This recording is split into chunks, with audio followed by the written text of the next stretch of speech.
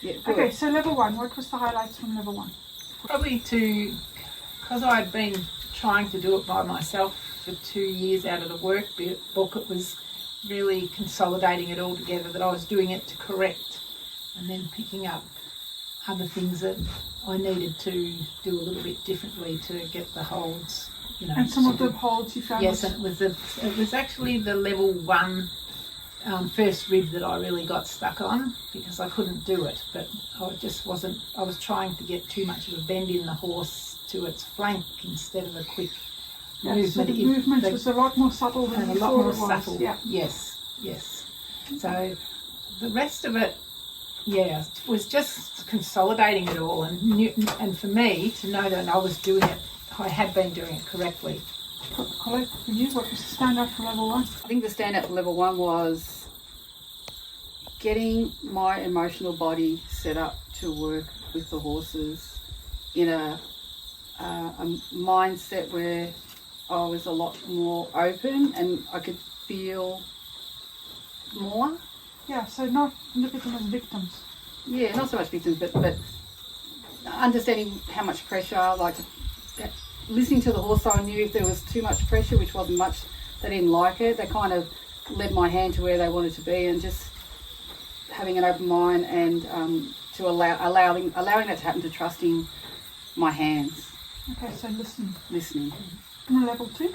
So you had an amazing experience with quizzing on the back end there. I did. I think in level 2 I became more balanced and grounded over the days and became a lot calmer and relaxed, and as Quizzy is a bit highly strung, which he was obviously feeding that off me.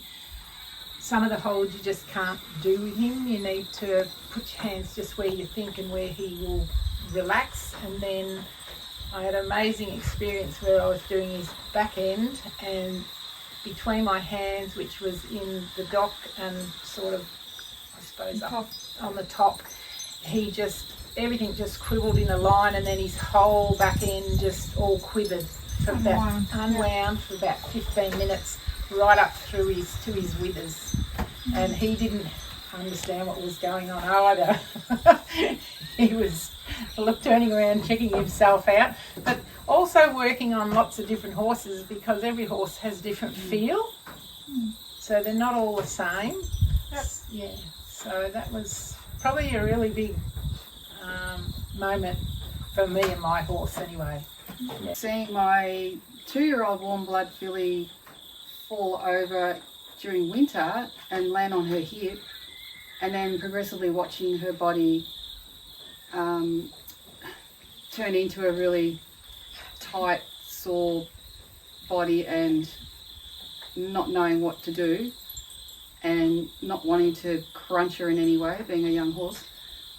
But having Marissa go through the levels, and during the level 2, releasing the ribs and doing the butt tucks, taking photos of her crooked spine, the befores, and then in the afternoon doing the butt tucks and the tail pulls, and then all of a sudden it was just absolute magic to have that spine straight and have her whole body blossom, and have her walking on springs and just feeling so much better. And knowing, being a young horse, was so important to get that correct as soon as possible, because she's growing rapidly. So yeah, for me, level 2, that was like a miracle, really. It was incredible. And also having another horse that who was showing me that I had to do things intermittently. I had to do a little bit and then leave him alone, because he could only absorb bits at a time. So we progressed, but and it will take more time, but he shows me that he can't handle everything at once. He's got a little bit. Leave him alone. What would your advice be for anybody who considers the courses? Absolutely.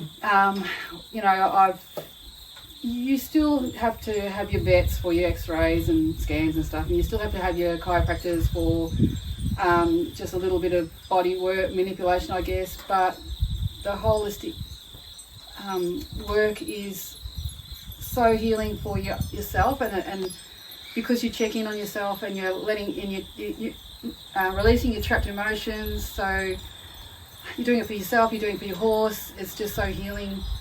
And also because you're both healing, you're both blend and mould in when you're riding. So you're not going to be out of balance if you get your horse correct, and the horse isn't going to be out of balance because you're not correct.